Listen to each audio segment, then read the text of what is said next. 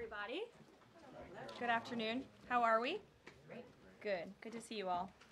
I want to start today by addressing the U.S. Army soldiers who went missing while conducting a mission to repair and tow an immobilized tactical vehicle in Lithuania in the early hours of March 25th. Tragically, 3 soldiers were found deceased in Lithuania yesterday, and it pains me to confirm that today the 4th soldier was also found deceased. The President, the Secretary of Defense, and the entire White House are praying for the victims' friends and family during this unimaginable time. This is another stark reminder of the selfless sacrifice of our brave military men and women who risk their lives around the world every day to keep us safe. God bless them. On another note, at our southern border, there is more massive news. Southwest border crossings in March fell to the lowest level in American history, down 94% from March of last year under President Biden, when 137,000 illegal aliens poured across our wide-open southern border. Thanks to President Trump's leadership, Border Patrol agents are now back to doing the jobs they signed up for, securing the border, rather than serving as travel agents for illegal aliens. The Los Angeles Times captured the Trump effect on the border with a recent article. Their headline read, "California-Mexico border, once overwhelmed, is now nearly empty." With so few migrants coming into the U.S., they wrote, "Shelters that once served migrants have completely closed." Deportations of illegal aliens who threaten the safety of the American people are also continuing at a rapid pace.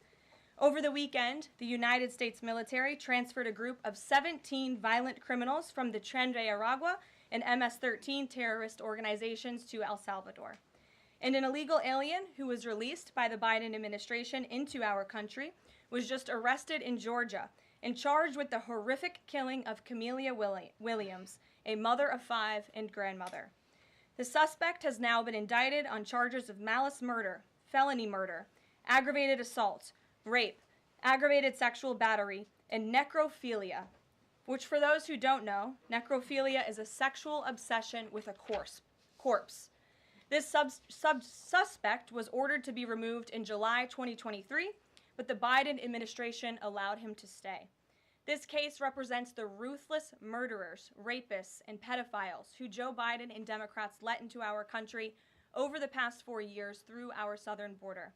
They should have never been here in the first place. Keep this in mind the next time you see Democrats protesting future illegal alien removals from our country. President Trump is focused on fulfilling his greatest obligation, to keep the American people safe and to defend our country from violent invaders. Looking ahead to tomorrow, April 2nd, 2025, will go down as one of the most important days in modern American history. Our country has been one of the most open economies in the world, and we have the consumer base hands down, the best consumer base. But too many foreign countries have their markets closed to our exports. This is fundamentally unfair. The lack of reciprocity contributes to our large and persistent annual trade deficit that's gutted our industries and hollowed out key workforces. But those days of America, beginning tomorrow, being ripped off are over.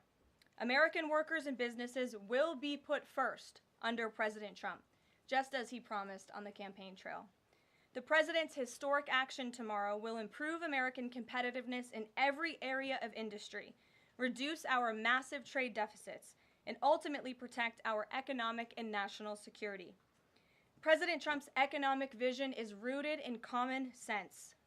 America will offer companies the lowest taxes, energy costs, regulations, if they make their products right here in the United States and hire American workers for the job. It's simple. If you make your product in America, you will pay no tariffs. We have already seen a number of the largest companies in the world respond to this economic approach. For example, Project Stargate, led by Japan-based SoftBank and US-based OpenAI, and Oracle, announced a $500 billion private investment in the United States-based artificial intelligence infrastructure. Apple announced a $500 billion investment in U.S. manufacturing and training. NVIDIA announced it will invest hundreds of billions of dollars over the next 4 years in U.S.-based manufacturing. And the semiconductor manufacturing company TSMC announced a $100 billion investment in U.S.-based chips and manufacturing. These are just a few of the investment announcements that have already been made, and it is clear that President Trump's America First approach is already working. In our new media seat today is Mark Halperin, the co-founder and editor-in-chief of Two Way, a new live video platform that builds communities around interactive conversations with leaders and content creators from every subject area. Mark and his colleagues welcome all voices into discussions that are spirited but respectful. They have over 37.5 million video views, over 3.6 million watch time hours since the platform began just last year. This is new media in its truest sense, allowing the people to ask questions, make comments, and be an active part of engagement on the most important issues facing the country and our world. With that, Mark, please kick us off, and welcome to the briefing room. Thank you, Caroline. Appreciate it. I'll ask you a question about tariffs and then one from one members of our community. Sure. About education. It's perceived by some that companies or countries, if they change their policies either before tomorrow or after tomorrow, can have the president alter what he's planning for that country or that sector. Is that a possibility? And if so, what factors the president consider in making those changes? Well, the ultimate change for these companies and these countries, Mark, will happen when they decide to do business in the United States of America. And as I just laid out, they will face no tariffs at all if these companies choose to invest here in the United States and to move their production and their manufacturing here to the United States as well. As for tomorrow, the president will be addressing the decades of unfair trade practices that have ripped our country off and American workers off. It has hollowed out our middle class. It has destroyed our heartland, and the president is focused on reshifting our global economy to ensure that America is once again the manufacturing superpower of the world. So if they do something today or later in the week that's a pledge for future activity, would that be good enough potentially to alter the policy? Again, the president has been looking at the very unfair trade practices of the past. Certainly, the president is always up to take a phone call, always up for a good negotiation, but he is very much focused on fixing the wrongs of the past and ensuring that American workers have a fair shake. So if someone calls after tomorrow and says, hey, I'm ready to make a change, he'd be open to that? The president is always open to taking calls. Okay. A question from one of our community members. Katie Reeves is a school teacher in Wisconsin. She's taught K through 8 in public, independent, private, and private schools. And here's what she wanted me to ask you. She says, I see the elimination of the Department of Education as an excellent first step in the improvement of our school system. Do you see any further role the federal government can take beyond this, possibly in promoting the expansion of voucher programs or reducing the influence that teachers' unions hold over our schools? Mm-hmm. Well, first of all, I want to thank Katie for her service to our country and our nation's children. Being a teacher is the most noble profession that we believe one can have. And the president said in his remarks when he signed the executive order to dismantle the Department of Education that he loves our teachers. And in part, this order is to empower our teachers to have greater decision making in the classroom. Nobody knows our nation's children and our students better than our teachers who are with them every single day. As for the federal government's role, to get to the heart of Katie's question, the president has made it clear to Linda McMahon that we need to find other places within our federal government for critical programs regarding education.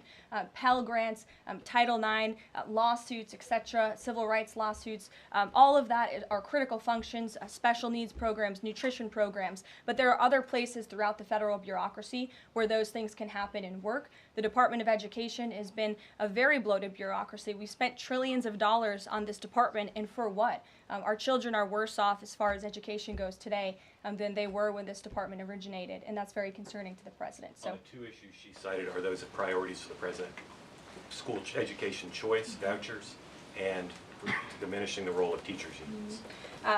The president is very supportive of both of those things, particularly when it comes to school choice. He has said that school choice is the civil rights issue of our time, and he wants every child, regardless of zip code, socioeconomic status, how much money their parents have, to be able to go to the school of their choosing that best suits their educational needs. And he is going to empower state and local leaders to make those decisions on behalf of our nation's children. Thanks for being here, Mark. Jeff. Just changing subjects for 1 second. The administration has expressed a complete confidence in how all the deportation flights to El Salvador were conducted. But now that the administration has conceded that there was an error of one Salvadoran national, will there be any reviews conducted? And does the president express any thoughts on the one error that was disclosed in court last night?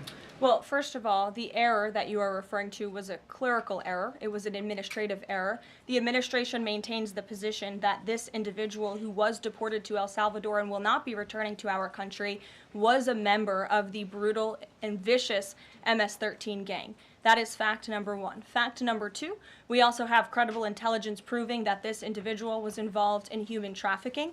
And fact number three, this individual was a member, actually a leader of the brutal MS-13 gang, which this president has designated as a foreign terrorist organization.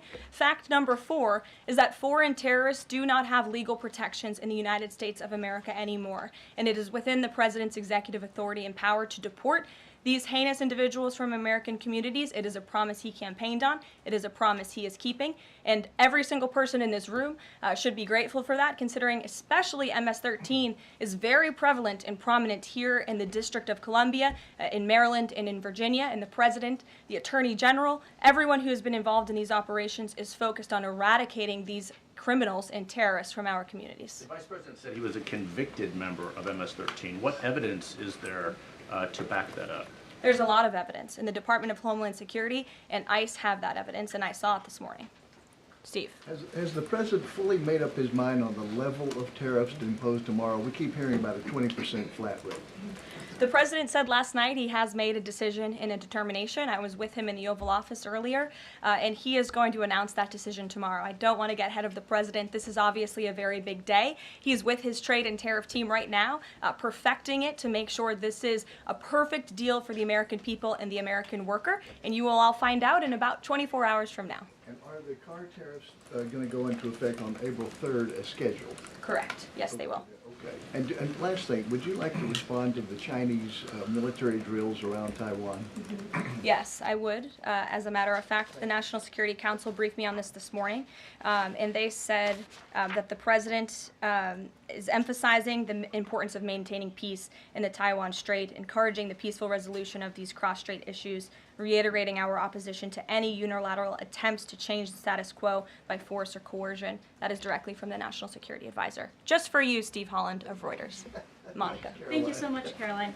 Elon Musk this week revealed that Doge found that the Biden administration issued over 2 million Social Security numbers to illegal aliens, found 20 million dead people marked as alive in the Social Security system.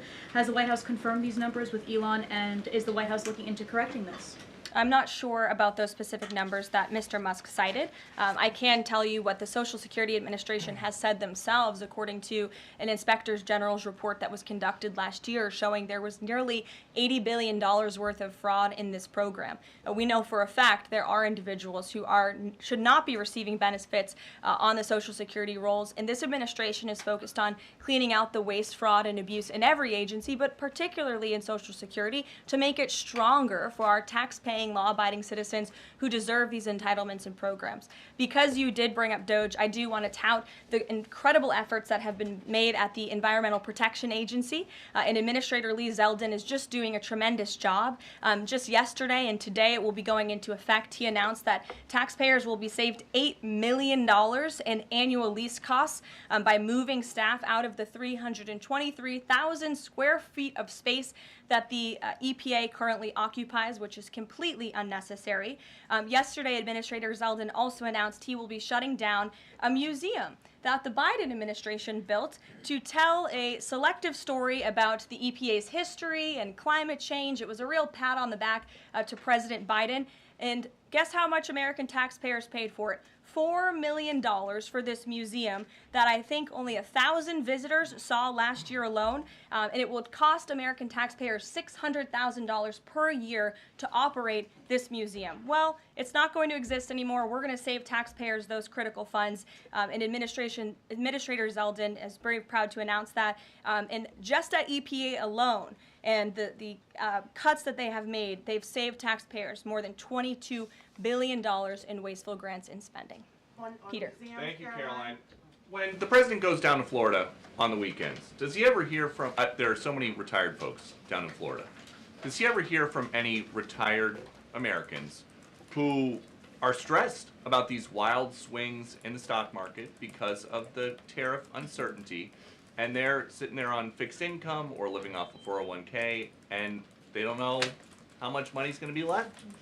Well, certainly they are legitimate concerns, and the president takes those concerns very seriously, and he's addressing them every single day. And tomorrow's announcement is to protect future generations of the senior citizens you mentioned. It's for their kids and their grandkids to ensure that there are jobs here in the United States of America for their children to live the American dream, just like they presumably did. And as for their worries about their 401ks, their Social Security, I just addressed Social Security. This president is always going to protect it for our tax-paying senior citizens. As for their 401ks, look at what President Trump did for you in his first term. He is working on implementing that economic formula every single day by lowering inflation, lowering energy prices, massive deregulatory efforts, while simultaneously effectively implementing tariffs, and they'll hear more about that announcement tomorrow. And you said that the president right now is with the trade and tariff team. They are very confident that this is all going to work.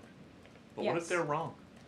They're not going to be wrong. It is going to work. And the president has a brilliant team of advisors who have been studying these issues for decades. We are focused on restoring the golden age of America and making America a manufacturing superpower. And again, Peter, I would point you to the investments that have already trickled into this country. And the president hasn't even made his tariff announcement yet tomorrow. There have been billions of dollars in private investments from around the world pouring into American communities. What does that look like for those watching at home, for the people you mentioned worried about their own economic circumstances? It means more jobs in your communities, which means more money, more investments, more money in your pocket. That's what the president is committed to.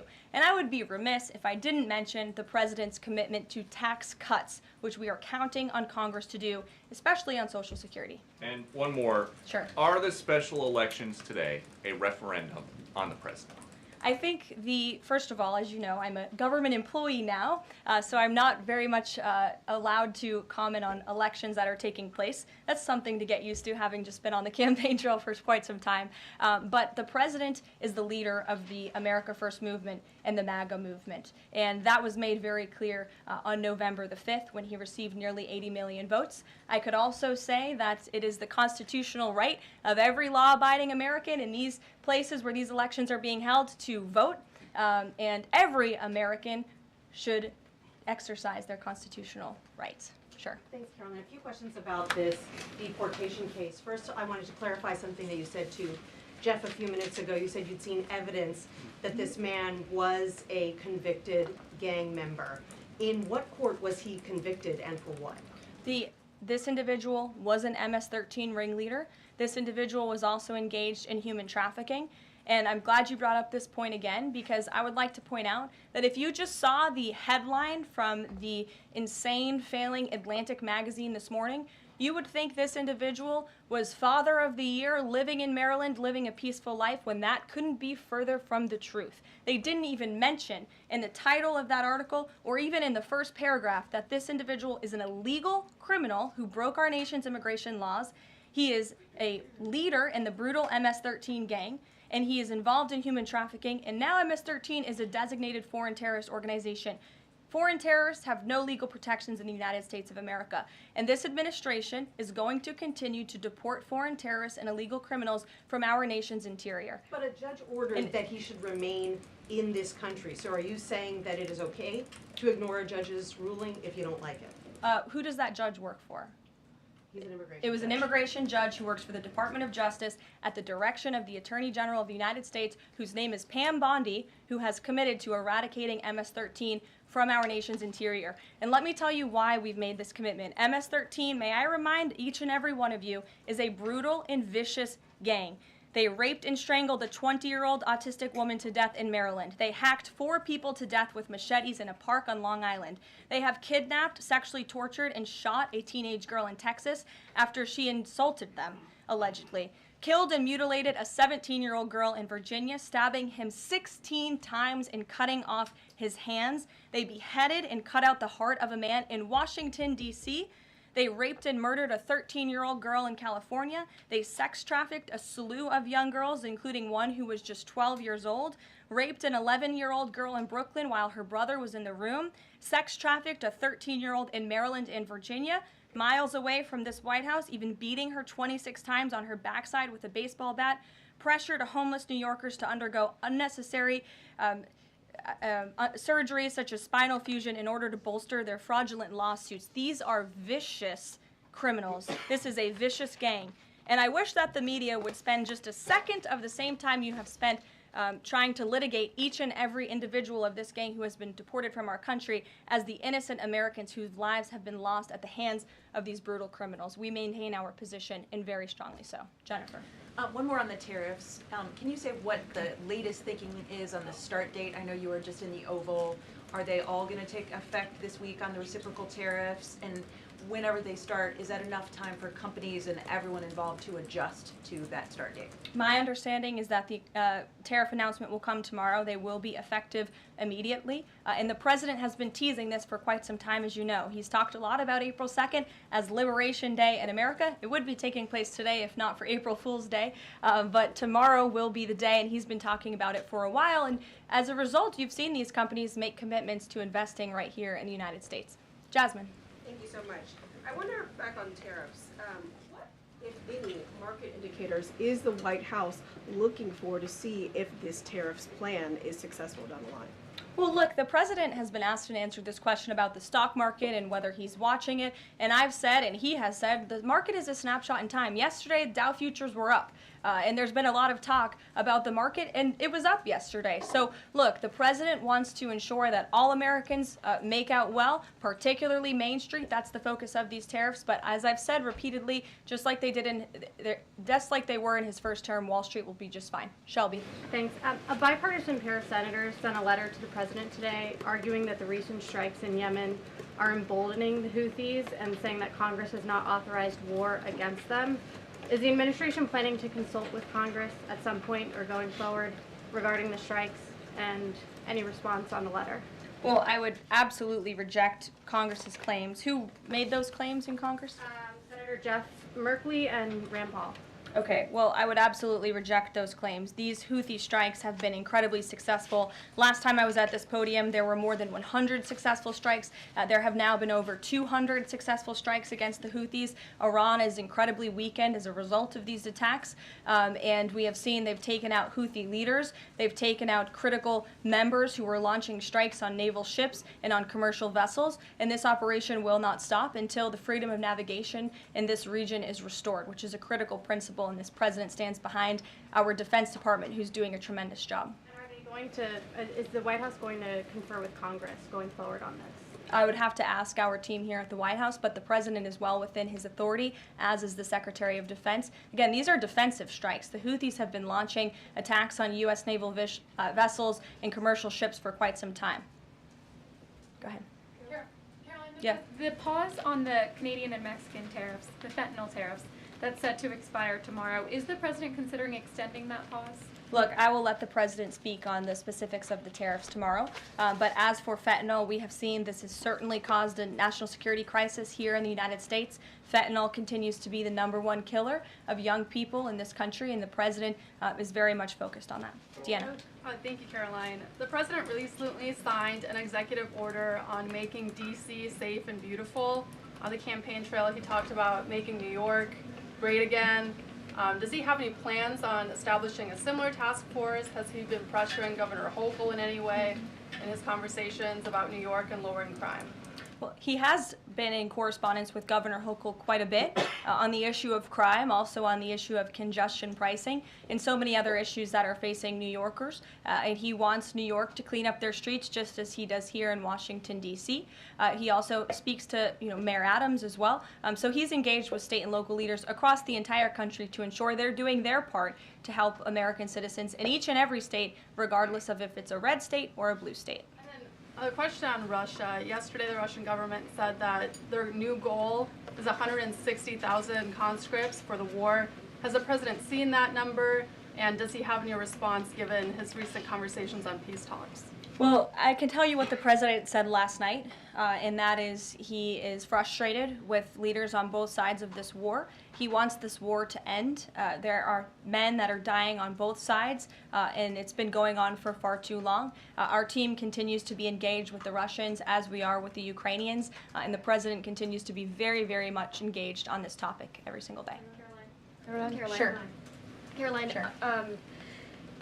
The president said over the weekend that he couldn't care less if prices went up on foreign cars because people will buy more American cars. There's been consensus from a lot of economists that these tariffs could raise prices on other goods as well. Is the president comfortable with Americans on Main Street paying more because of these tariffs? The president is doing everything he can, and this entire administration is doing everything we can to bring down the cost of living in this country. An inflation mess that was fueled by the previous administration's reckless spending, overburdensome regulations that this administration is focused on slashing every single day. I just read you a statistic just from the Environmental Protective Agency alone. We're saving taxpayers money that's ultimately going to drive down inflation, and we're unleashing the might of our energy industry, which will bring down prices as well.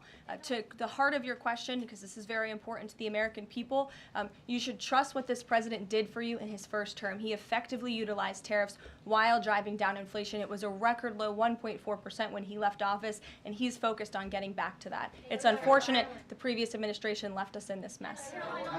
Sure.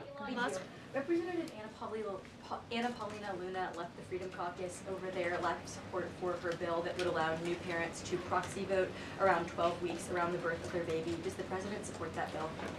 I'm not sure. I haven't actually talked to the president about that bill, but I certainly can and can get a take on if he supports it or not. Thank you. And one more. The D.C. Circuit ruled last week that the president can fire holdover Biden appointees of independent agencies. Will this ruling empower President Trump to dismiss more federal employees?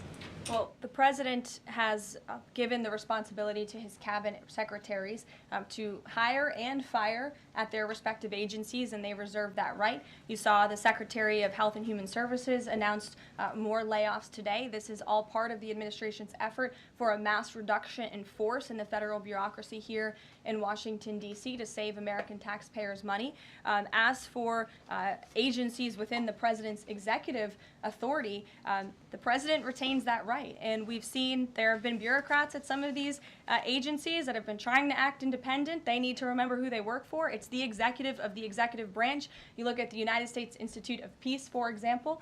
There was a little bit of a standoff with bureaucrats over there who didn't want to realize who they work for, and that is Donald Trump. And President Trump is focused on streamlining these agencies to save American taxpayers money, and he has every right to do that. Caroline. Sure. Go ahead. Thanks, Caroline. Yeah.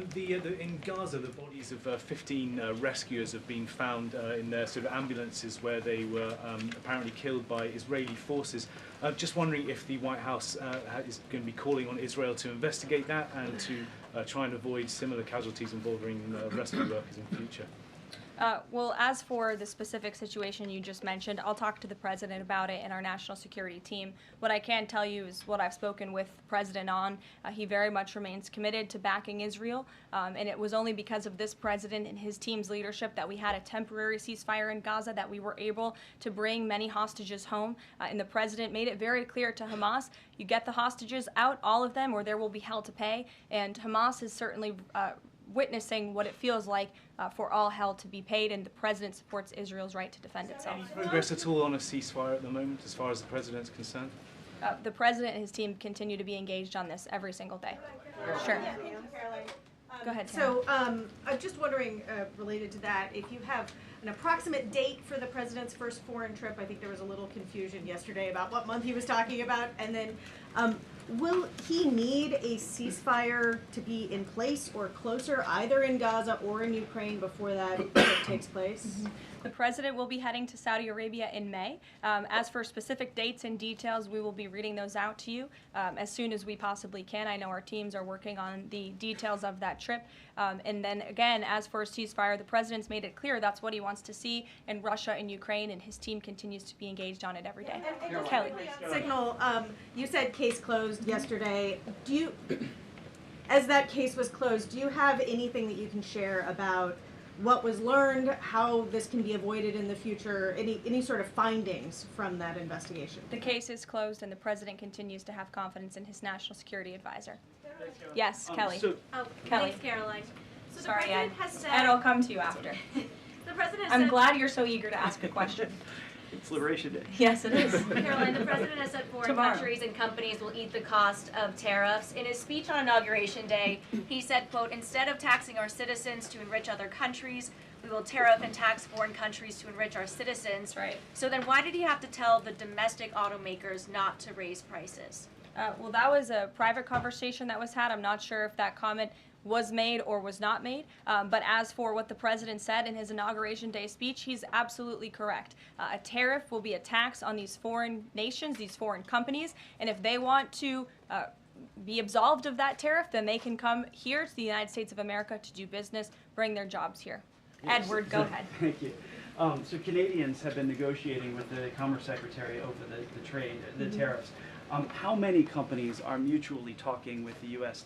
or countries are mutually talking with the U.S. to lower tariffs? I don't have a specific number, but I can tell you there have been quite a few countries that have called the president and have called his team in discussion about these tariffs. But again, there's one country the president cares most about, and it's the United States of America, and doing what's best for the people who elected him to this office to restore their jobs, their wealth, and their prosperity. I'm looking at the clock. I have a hard out today. I have a hard out today because I'm actually heading over to the State Department with the First Lady of the United States.